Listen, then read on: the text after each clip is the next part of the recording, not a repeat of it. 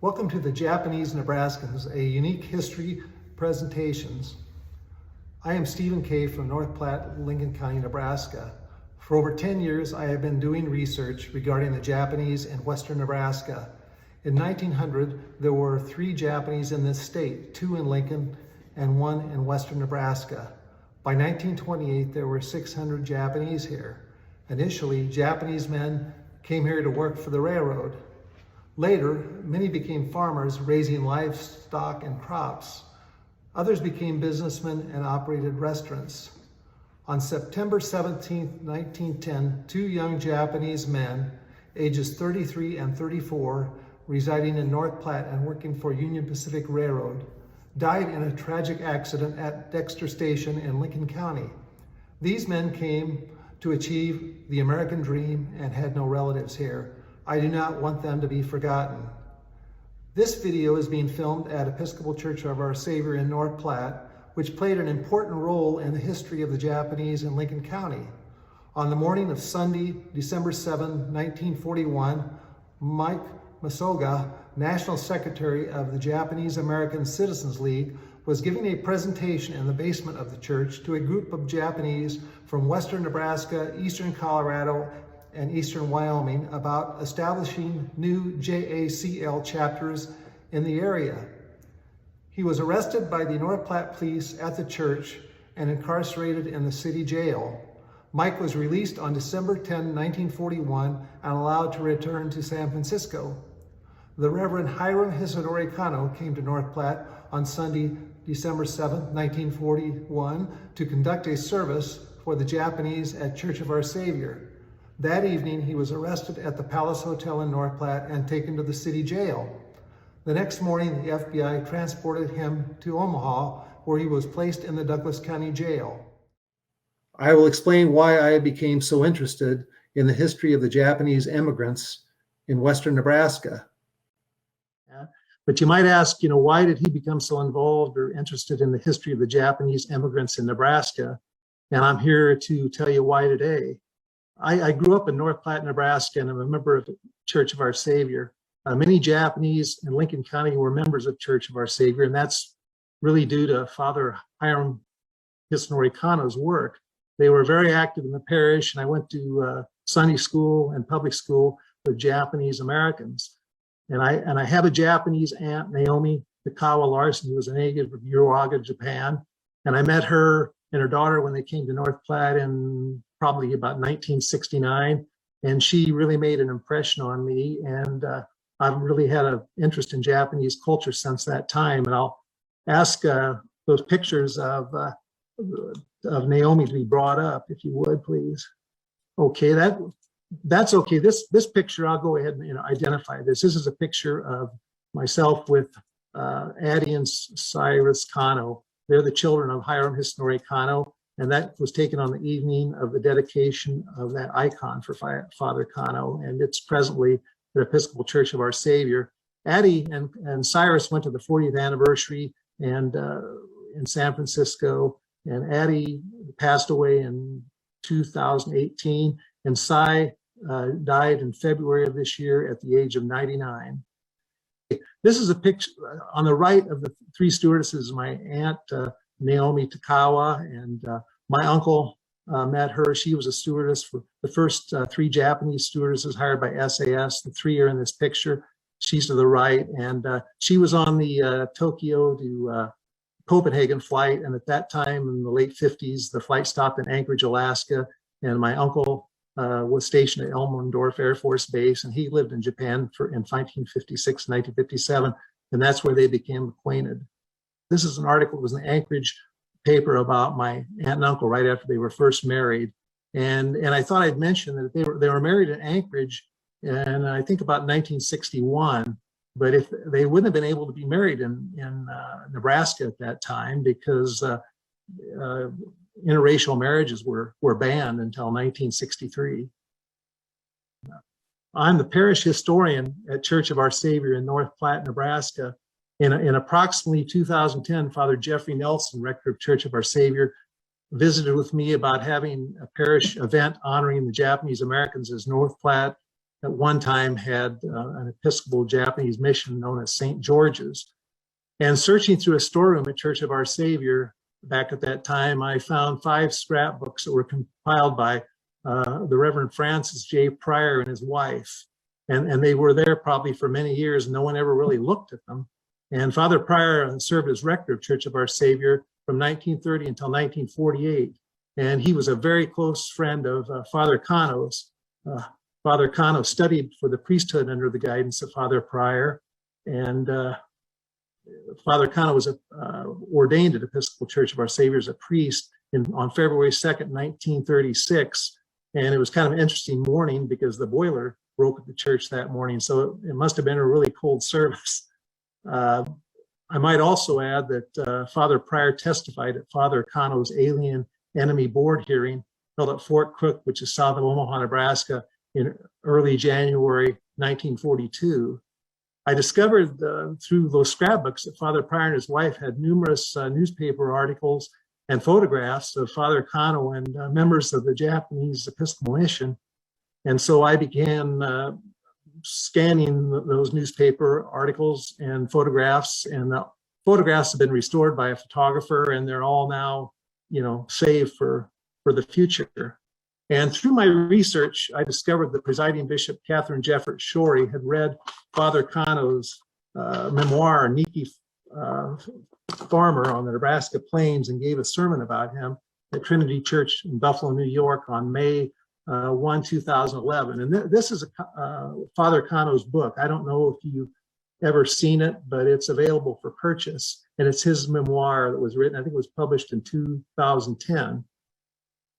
Well, after finding out about the presiding bishop giving that sermon, I suggested to Father Nelson that we invite the presiding bishop to have to an event for the Japanese in North Platte, and plans were set in motion. I contacted Father Fred, and a Japanese heritage celebration was held in North Platte on July 29th, 2012. I think there was probably about 200 Japanese Americans that came from around the country. Father Fred was there, Irene, Tanabe, the presiding bishop, Father Kano's 2 children, and many relatives of the Japanese immigrants came back. They came from New Jersey and all over the country. It was quite an event. And the more I learned about Father Kano, the more I became interested in him, and the interest in Father Kano now is really mushroomed. And I want others to become aware of his work, as well as the history of the Japanese immigrants in Western Nebraska. My research and contacts from people regarding Father Kano has continued.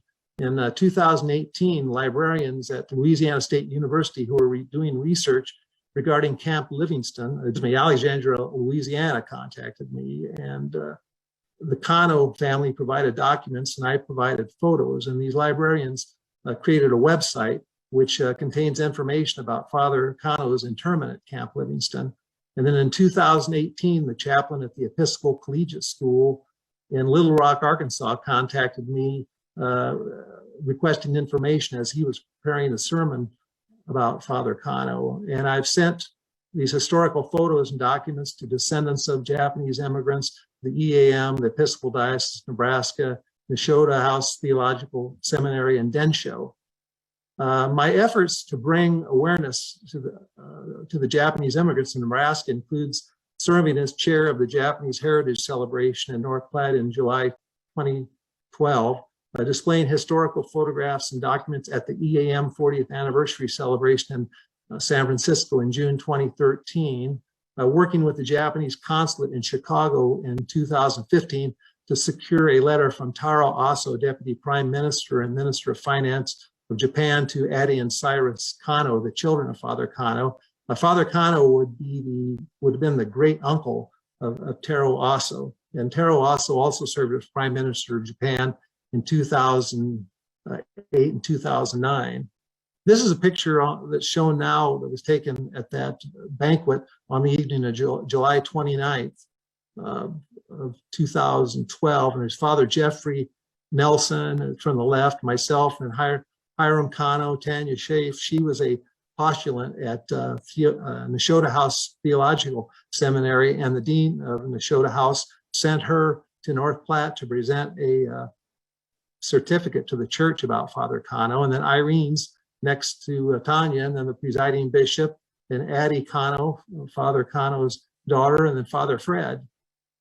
And then in August of this year, I submitted 2 articles to the Nebraska History magazine, Nebraska's response to Japanese immigration in the early 20th century, and Nebraska's alien land law still on the books after 100 years, and Hiram Hisnori Kano's efforts to prevent racial discrimination during the 1919-1920 Nebraska Constitutional Convention and the 1921 Nebraska legislative session are discussed in these articles.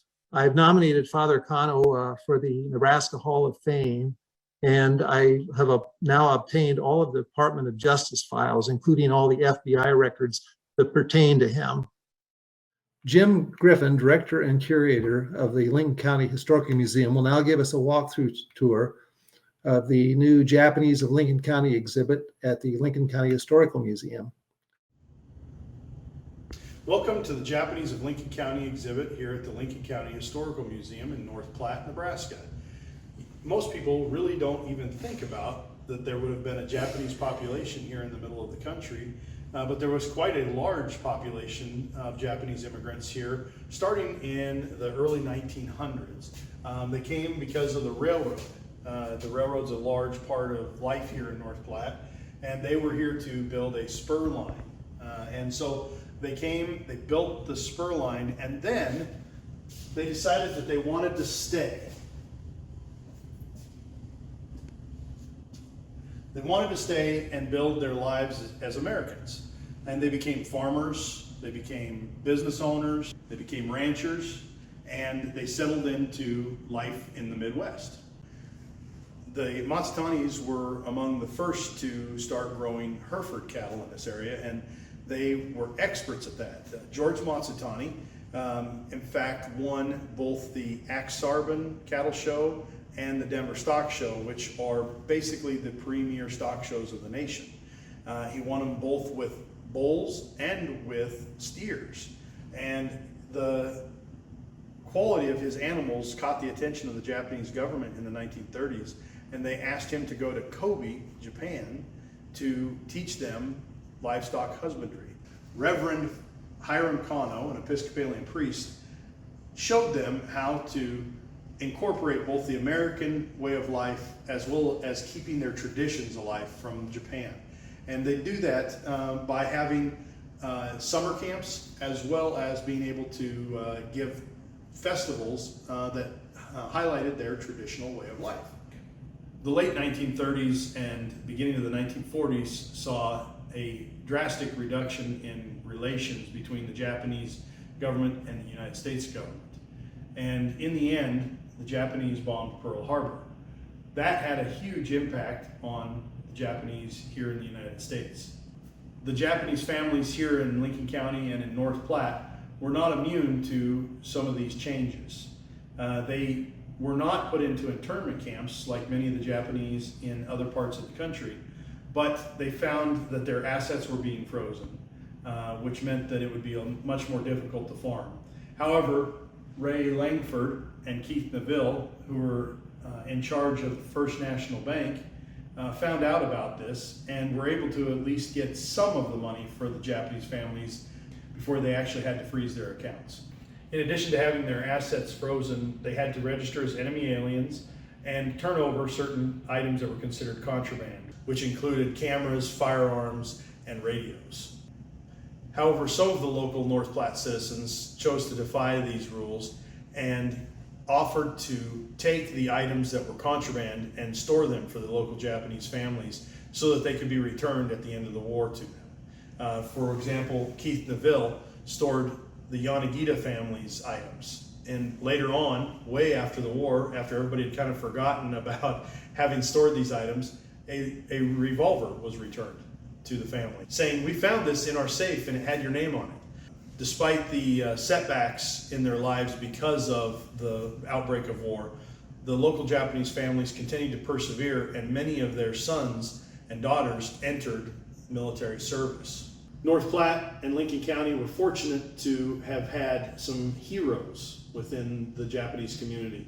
Many of the local Japanese served in the 442nd. But we also are home to Ben Kuroki. He was the first American of Japanese descent to serve in both the European and Pacific theaters. He flew 30 missions in a B-24 in Europe, and he eventually was allowed to go to the Pacific, where he flew another 28 missions. He is the recipient of the Distinguished Flying Cross. Fred Ugai was a member of the 442nd, and during the Battle of the Osage Mountains, his patrol were the first to link up with the Lost Battalion. We invite you to come experience this exhibit yourself here at the Lincoln County Historical Museum. I think you'll find that there are a lot of interesting stories and pictures that tell the story of the local Japanese families. Roy Yanagida, a Issei who was born and raised in Lincoln County, will now tell us about his father, Toshio Charles Yanagida. This is the life of Toshio Charles Yanagida, my father. He was born December the 15th, 1884 in Hiroshima, Japan. He left Japan at the age of 16. He went to Kauai, Hawaii in 1902 and worked in the sugarcane fields for 2 years. He had a tough life there, as most laborers were treated like slaves. He had an opportunity to go to work for the Union Pacific Railroad as a section gang worker.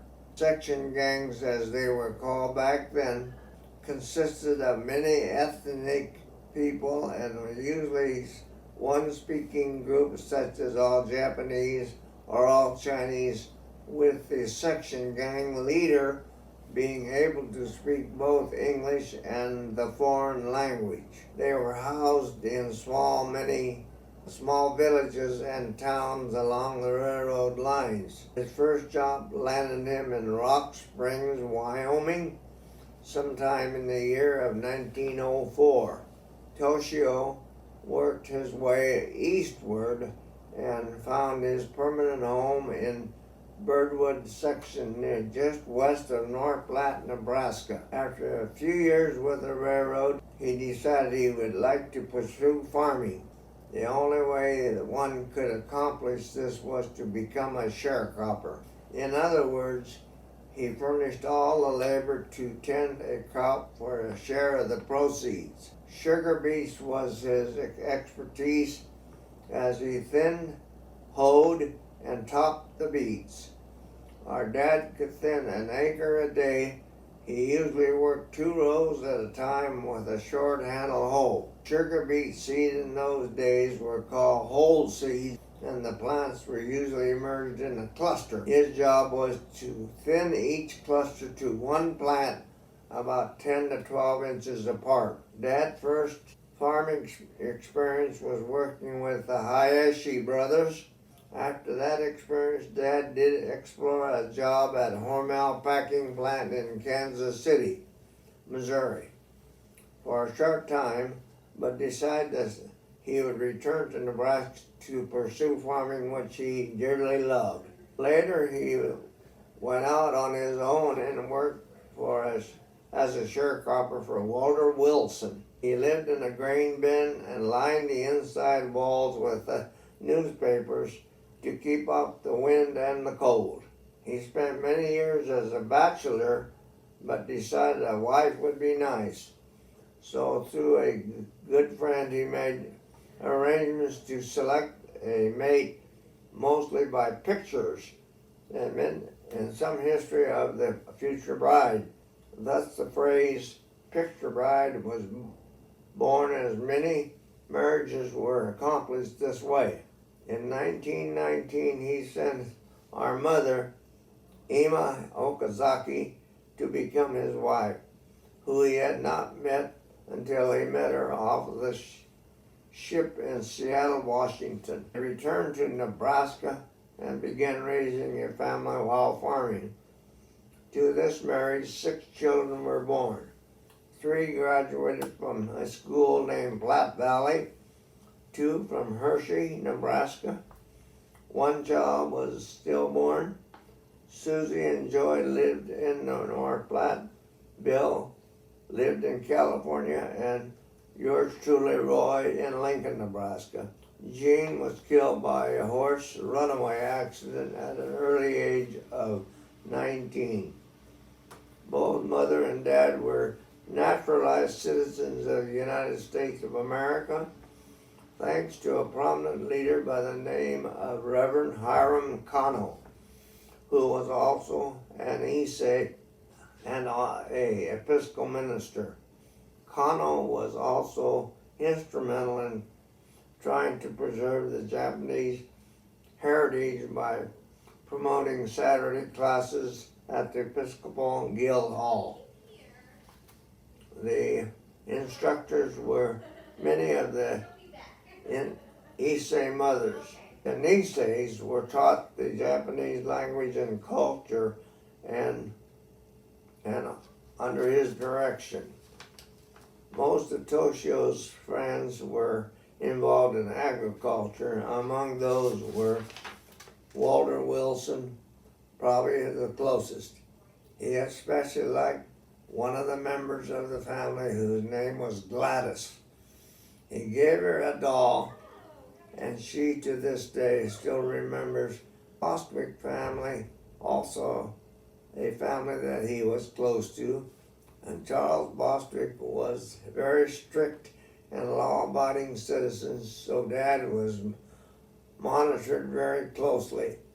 Keith Neville, who was the governor of Nebraska from 1917 to 1919, was very close to the family. He was our landlord for many years. We farmed for him from 1940 to 1957. Keith Neville helped the Yanagida family in many ways. He developed irrigation, leveled land, built corrals, and many other projects to enhance the farming operation. His love was the duck pond in our pasture, where during the hunting season, he and his friends such as General Miltonberger spent many days hunting ducks. This man undoubtedly was the most inspirational person in Toshio's American life. He and Ima, retired in 1956, lived in North Platte the rest of their lives. One of the most proud memories we have is when Ima, my mother, Yanagida, received a birthday card for her 99th birthday from the White House, signed by Nancy and Ronald Reagan. Toshio C. Yanagida passed away May 16, 1979, and Ima Okazaki Yanagida passed away June 14, 1988. Both are laid to rest in the North Platte Cemetery. Now that is the history of my family that came from Japan. Roy and I will discuss Japanese Americanization efforts in Western Nebraska in this final presentation. Thanks for joining us today. We're really interested in hearing about your life story and about your family.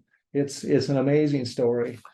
And I thought I'd just start out, you've talked about your dad previously in a previous session, but I thought I'd ask you a couple questions. You mentioned about your dad learning English and the Union Pacific Railroad. Could you tell us about that? Well, when he came over from Japan, naturally he did not speak English, but when he came to Hawaii for 2 years, he had to pick up some English speaking words, and of course, naturally, when he went to work for Union Pacific, he became a worker on the section gang that took care of so many miles of track, and the section foreman at that time was a gentleman that could speak both Japanese and English. So he interpreted a lot of the questions and answers that the people, the employees had, working for the railroad. And that is probably the first place my dad learned how to speak the English language.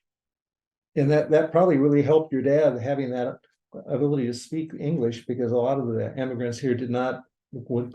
So he was kind of ahead of the curve on that, wasn't he? Yes, he was. And Dad, he had one thing in mind when he came to America, that he wanted to become Americanized, and he wanted to be able to blend in with the American people.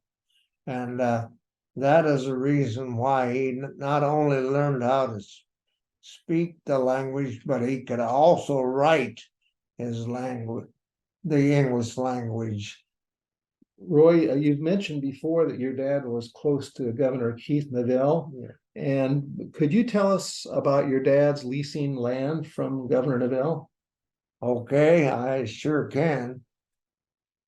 Dad and Keith Neville, who was the governor of Nebraska from 1917 to 1919, was a good friend of my dad's, very influential. And he, at the time my dad was farming, he came out to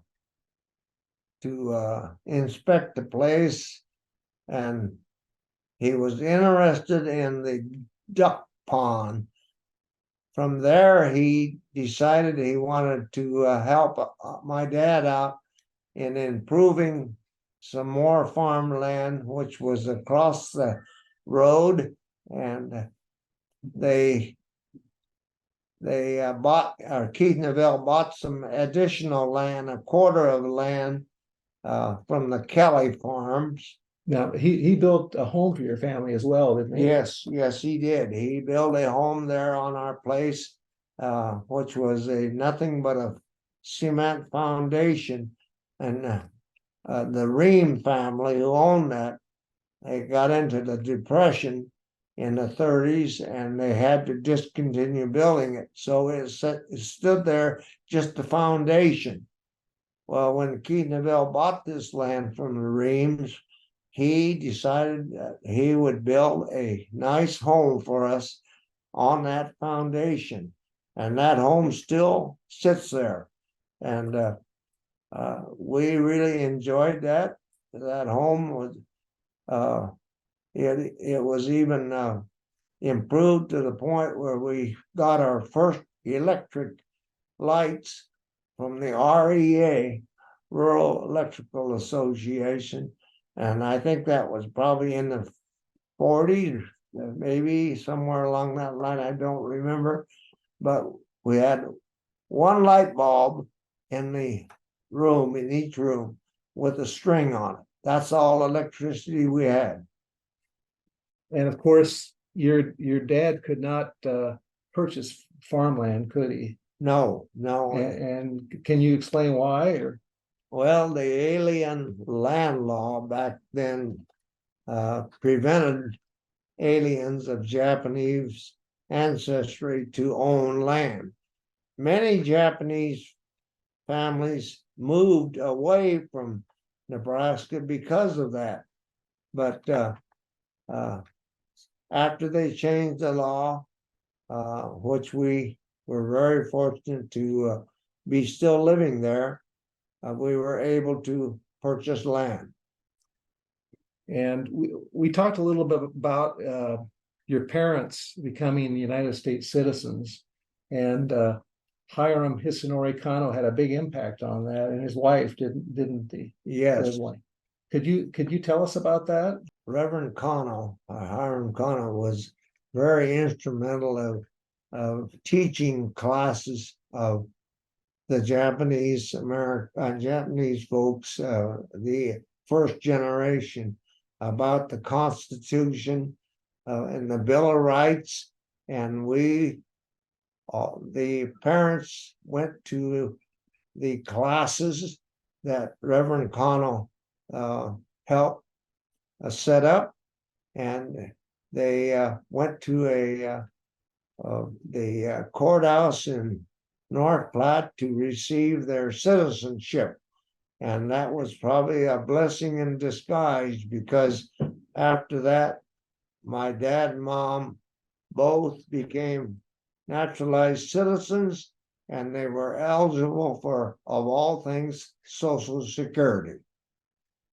Could you just tell us a little bit about how Hiram Kano helped the Japanese immigrants in Lincoln County? Well, Hiram Kano was undoubtedly the most educated, smartest man that I think I ever knew. And he helped all of the Japanese folks that came to Nebraska to become better citizens. He was not only a church minister that guided the Japanese to make sure they were very true blood Americans. In other words, you did not do anything that was against the law. And that was very important in our life with the people in Nebraska, especially.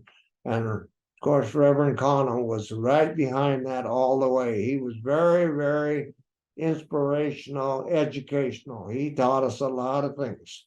When I was baptized and confirmed in the Episcopal Church, he was not only there to sign the papers for me, but also he had a person from Scotts Bluff, I think, and her name was Rose Kubo, that led the confirmation classes.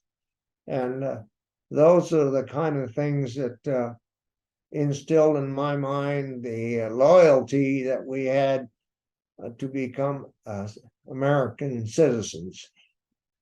You mentioned that you're one of two remaining Issei from North Platte, correct? That's right. That I know of anyway, that grew up in North Platte, Lincoln County, and one lady is from Denver, Colorado. Her name is Patty Hatasaka, and she is a little younger than I am. She still lives, and of course, yours truly here, 92 years old, and I think maybe there's some others that moved here from some other towns, but the two I know of that grew up in Lincoln County that's the two that's left. Can you tell us about your siblings? All right, the brothers, they're all gone. They've all been deceased. I'm the only one left out of the Yanagida family. But I had two sisters that went to Platte Valley School and graduated from there. The other brothers, both of them are gone. Bill, the oldest one, is laid to rest at Fort McPherson National Cemetery in Maxwell, Nebraska. And Gene is he was a victim of a runaway accident on the farm, and he is buried in North Platte. And the two sisters, of course, are both buried in North Platte. And we were just visiting about this. This is a Platte Valley School graduation pictures for the class of 1938, 1939. And can you tell us about that? I think your sisters are both in these pictures here in this class. Yes, both of them. One of them was graduated, I believe, in 38, and the other one in 39. And in the class of where they graduated, there was a few Japanese families that were included.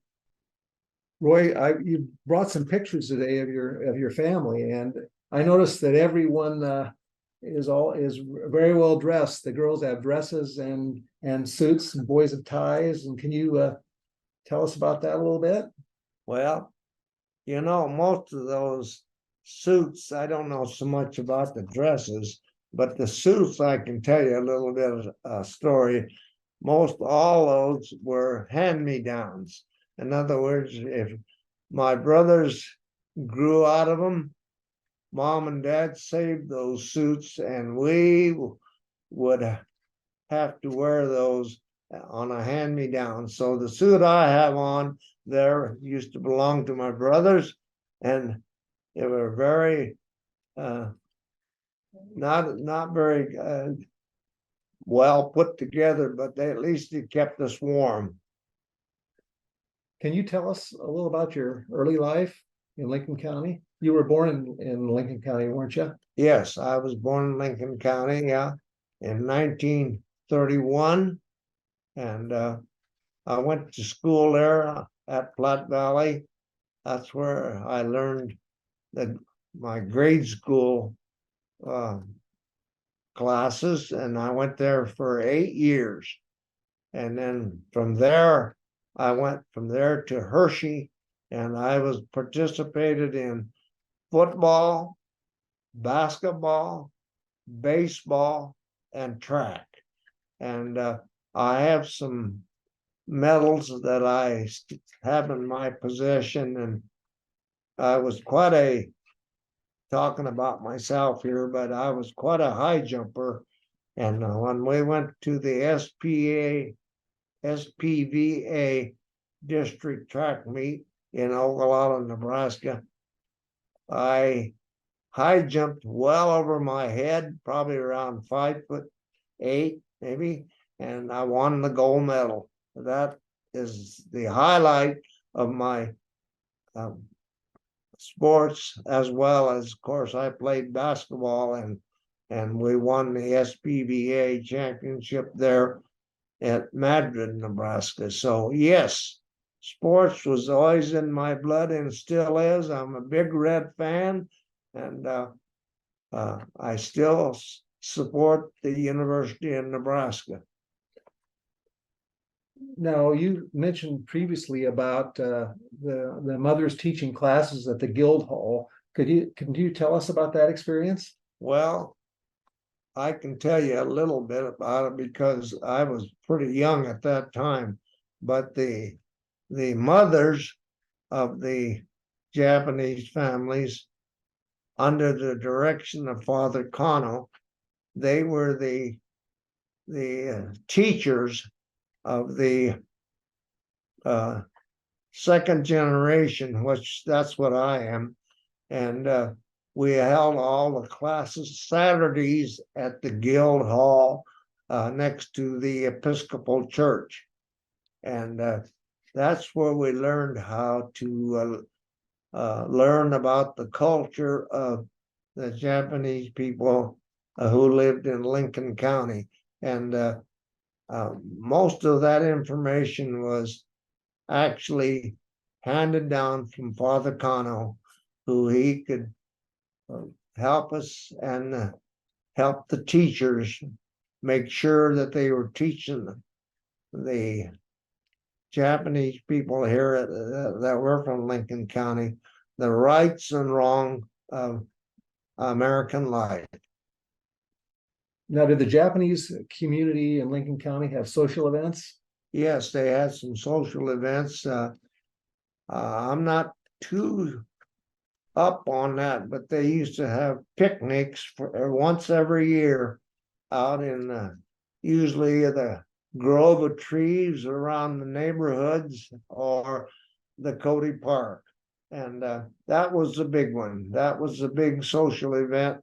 And all the first generation mothers especially would bring Japanese food, a lot of sushi, and we would all sit down and have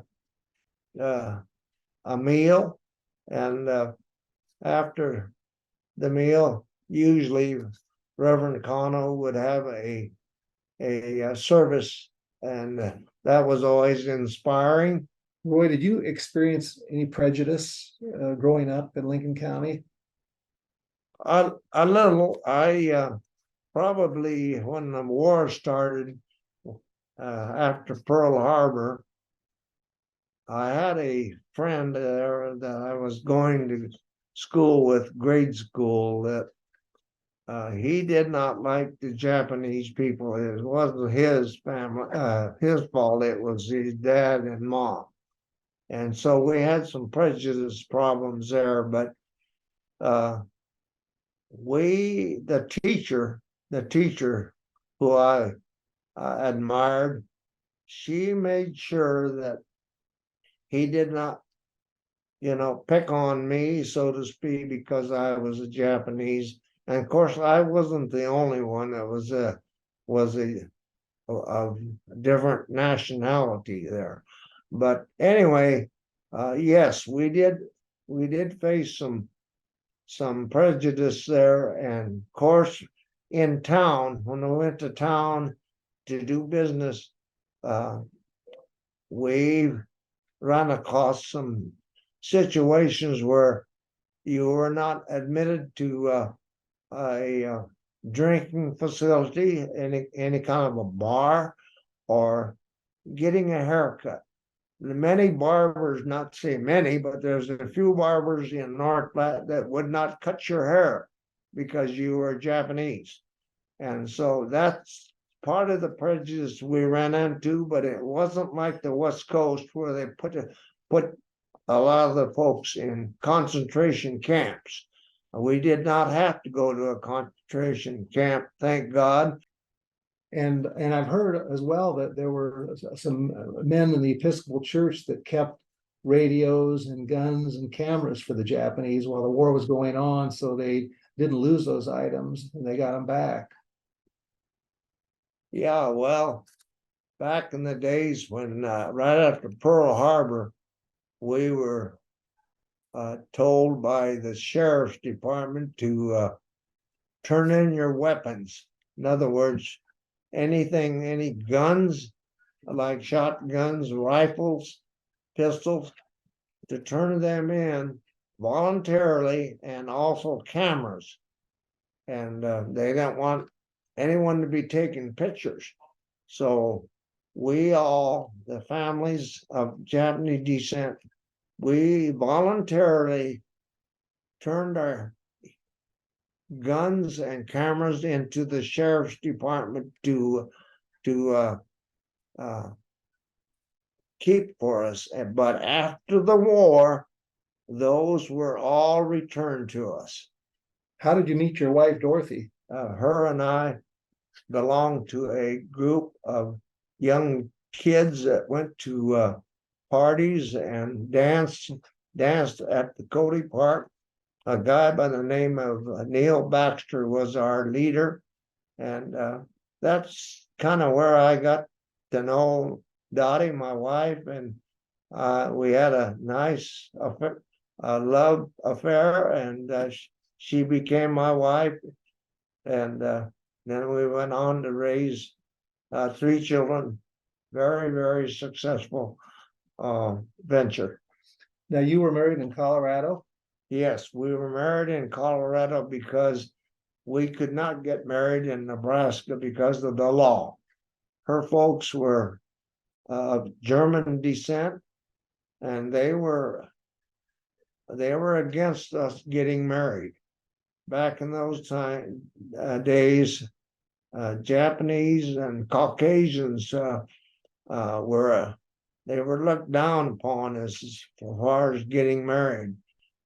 We got around that by going to Colorado, and of course, we had no problems getting a marriage license over there. When you have somebody that you love and you do anything in your power to try to not break the law, but to be within the law. And when we went to Colorado, we were within the law. We could get married in Colorado, so that's what we decided to do. Many people of my age done the same thing. Either went to Kansas, Colorado to get married, and I went to Boulder, Colorado There were two Japanese baseball teams in North Platte or in Lincoln County, weren't there? Yes, there were. Could you tell us about that? Well, the two Japanese baseball families they were kind of competitors. One was the Buddhist side and one was the Christian side. And there was a little rivalry there. And of course, I did not play. I was too young, but my brother played for the Buddhist side of all things because he was a very good baseball player, and they recruited him to come and play with them instead of the Christian side. Very, very competitive, and they had teams that they played at the Cody Park and also out at Lake Maloney, and there was some rivalry between those two teams. So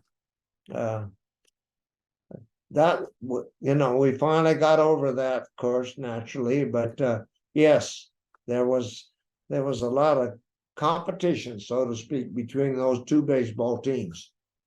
And there were businessmen in North Platte that were really helpful to the Japanese during World War II, were there not?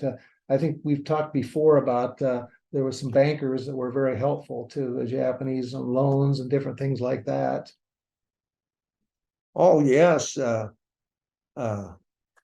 getting back to Keith Neville, he was the president of the First National Bank and had a lot of influence in the town of North Platte. He owned a lot of businesses there in North Platte, and his Uncle Keith, was the guy that got things started. But we went to the First National Bank. That's where we got our loans eventually when we started farming, and I dealt with people like Munger and Langford and people like that. And I know that won't make much sense to you folks, but the banks helped the Japanese people very much. They were very, very cordial, and they liked our work ethics. In other words, we worked hard, and that's what they liked to see. And of course, we raised a lot of sugar beets back in those days, and that was a crop that the bankers loved to see us raise. And Roy, we wouldn't have this new exhibit, the Japanese of Lincoln County, had it not been for your generosity. Could you tell us about that project and how you were involved in it? The museum that was put together by Steve here to my left, and also Jim Griffin, has done wonders to preserve the heritage of the Japanese people who settled in Lincoln County. My little help was not a big deal, but I had an idea that with matching funds, we could probably raise some resources, and that was very simple. All we did to do is to make sure everyone in the county would match or have an opportunity to match my funds, and my funds was doubled, more than doubled, in just a very short time. And to this day, I'm very proud of that venture. I'm hoping to leave some of that history of our family, so that their generation after they pass can maybe look at some of that stuff and they say, well, there is my great grandpa. Wouldn't that be nice? That's what I'm after. Well, Roy, I want to thank you for the wonderful presentation you've just given, and I want to also thank you for all you've done to preserve this important part of Nebraska history. It's really important to our state. And I would like to thank everyone that has watched this program. And if you Should you have any questions, feel free to send me an email. My name is Steve K, and my email address is jskay@charter.net. Thank you very much.